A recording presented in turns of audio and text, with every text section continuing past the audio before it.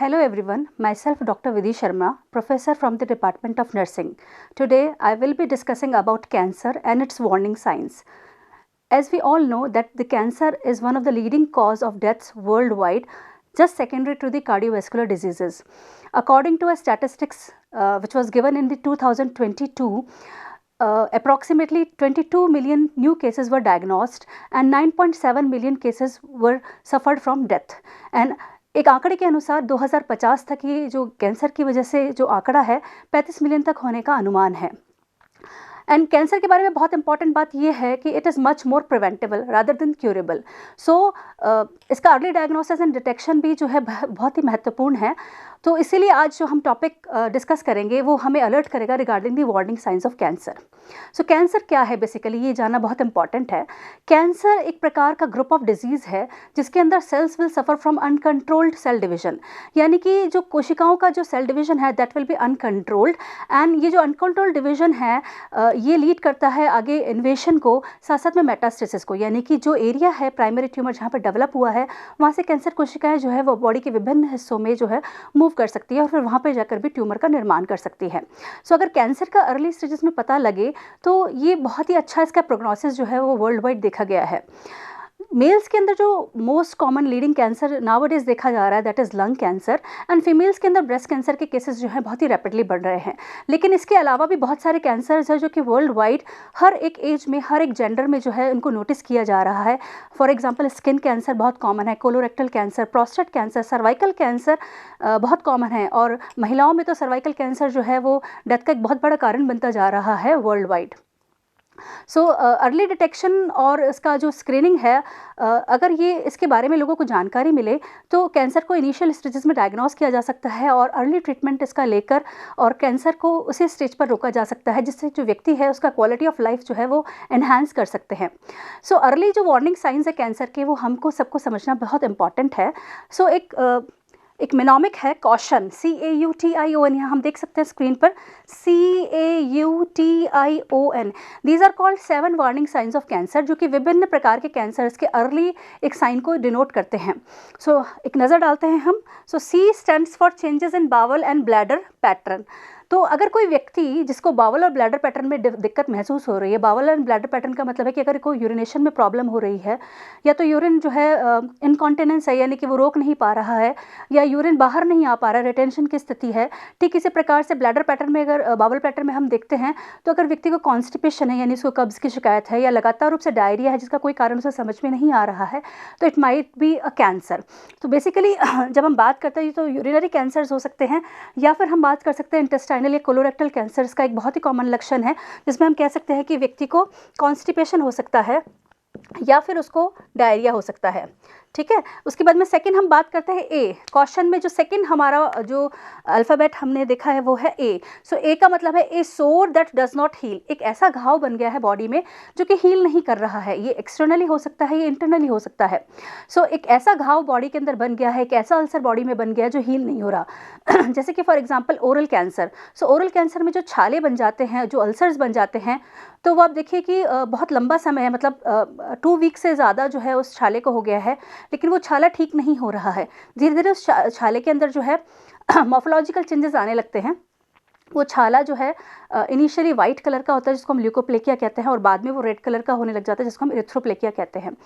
तो अगर बॉडी के अंदर कोई ऐसा सोर बन रहा है, कोई ऐसा लीशन बन रहा है, कोई ऐसा घाव बन रहा है जो हील नहीं कर पा रहा, that may be the indication of cancer. Next is you, unusual bleeding और डिस्चार्ज। तो बॉडी में अगर कहीं से भी किसी भी बॉडी पार्ट से या किसी भी ओरिफिस से अनावश्यक रूप से बिना किसी वजह के अगर ब्लड बाहर आ रहा है या प्रोफ्यूज डिस्चार्जेस हैं तो वो एक इशारा है जो कि ये बताता है कि बॉडी के अंदर कहीं ना कहीं कैंसर हो सकता है। जैसे कि फॉर एग्जांपल जो महिलाएं यूट्राइन कैंसर से सफ़र करती हैं या सर्वाइकल कैंसर से सफ़र करती हैं उन्हें इंटरमिटेंट ब्लीडिंग जो है बहुत कॉमनली देखी जाती है। इसी प्रकार वेजाइनल जो कैंसर्स होते हैं उनमें भी जो वेजाइनल डिस्चार्जेस होते हैं बहुत ही प्रोफ्यूज होते हैं और उनका कोई reason as such find out नहीं किया जा सकता है। तो यहाँ पर ये एक अलर्ट है, अगर किसी महिला को किसी भी पुरुष को, जैसे ल्यूकेमिया में हम देखते हैं, ल्यूकेमिया में जो पेशेंट्स है उनको बिना किसी वजह के नोज़ में से ब्लीडिंग हो रही है या ईयर में से ब्लीडिंग हो रही है, तो it may be an indication of leukaemia. So अगर कहीं बॉडी में से कोई भी डिस्चार्ज आ रहा है, अनयूजुअल कोई डिस्चार्ज है, कोई ब्लीडिंग हो रही है, सो अलर्ट वहाँ पर हमें रहने की ज़रूरत है, क्योंकि it might be a sign of cancer. Next is the thickening और लंप इन ब्रेस्ट और एल्सवेयर। अगर बॉडी के अंदर किसी भी प्रकार की गांठ महसूस हो रही है, तो वो गांठ जो है वो किसी भी पार्ट में महसूस हो सकती है। कोई भी सॉलिड ट्यूमर जो है वो बॉडी के किसी भी हिस्से में देखा जा सकता है, जैसे कि ब्रेस्ट में बहुत ही कॉमन है। सो जो महिलाएं हैं उनमें ब्रेस्ट के अंदर गांठ का बनना या ब्रेस्ट में ट्यूमर का होना बड़ा ही कॉमन है। लेकिन इसके अलावा ये जो ट्यूमर है वो कहीं पर भी पाया जा सकता है, जैसे कि ओरल कैंसर में भी हम देखते हैं कि जो जॉ लाइन है, मैंडिबल या मैक्सिला के आसपास जो ट्यूमर है उसका फॉर्मेशन हो सकता है, या प्रोस्टेट में गांठ बन सकती है। तो अगर कहीं पर भी बॉडी में लंप बन रहा है, कोई बॉडी का मास इकट्ठा हो रहा है या कोई ट्यूमर बन रहा है, तो ये एक इशारा हो सकता है कि कैंसर व्यक्ति को हो सकता है। नेक्स्ट इज इनडाइजेशन और डिफिकल्टी इन स्वॉलोइंग। अगर कोई व्यक्ति है जिसे बार बार रूप से इनडाइजेशन हो रहा है, जो खा रहा है व्यक्ति, जो अपना फूड ले रहा है, जो डाइट ले रहा है, उसे वो डाइजेस्ट नहीं कर पा रहा, उसका digestive system, so it might be an indication of gastric cancer, liver cancer, gall bladder cancer का एक इंडिकेशन हो सकता है। साथ साथ में अगर व्यक्ति को खाना निगलने में भी तकलीफ हो रही है, तो उसका फूड पाइप से रिलेटेड कुछ प्रॉब्लम हो सकती है, या ईसोफेजियल कैंसर जो है उसमें देखा जा सकता है। तो अगर किसी व्यक्ति को खाना खाने में, निगलने में दिक्कत हो रही है, या जो खाना खा रहा है अगर उसको इंडाइजेशन हो रहा है, सो ये गैस्ट्रिक रीजन से रिलेटेड कैंसर्स का इशारा हो सकते हैं।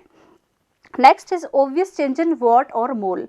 सो ओवियस चेंज का मतलब है कि स्पष्ट रूप से अगर कोई व्यक्ति, जिसे कोई वॉट है, वॉट एक प्रकार का स्किन का लीजन है, या मोल जिसे हम मस्सा कह सकते हैं, तिल कह सकते हैं, तो मस्सा या तिल अगर किसी व्यक्ति के स्किन पर है, किसी भी रीजन में है, लेकिन उस मस्से में कोई बदलाव देखा जा रहा है, बदलाव कैसा हो सकता है कि उस मस्से का आकार बढ़ रहा है, हो सकता है उस मस्से का जो मार्जिन है वो मार्जिन चेंज हो रहा है, उसकी सिमेट्री चेंज हो रही है, या उसका बॉर्डर चेंज हो रहा है, उसका कलर चेंज हो रहा है, या उसका डायमीटर चेंज हो रहा है, तो ये एक इशारा है स्किन कैंसर के लिए। तो अगर कहीं किसी व्यक्ति को ये प्रॉब्लम देखने को मिलती है कि उसके मस्से में से खून आ रहा है, या उसका मस्सा आकार में बड़ा हो रहा है, या उसके मस्से में बॉर्डर चेंजेस आ रहे हैं, तो स्किन कैंसर का एक इशारा है। तुरंत जाकर अपने डॉक्टर से परामर्श हमें लेना चाहिए।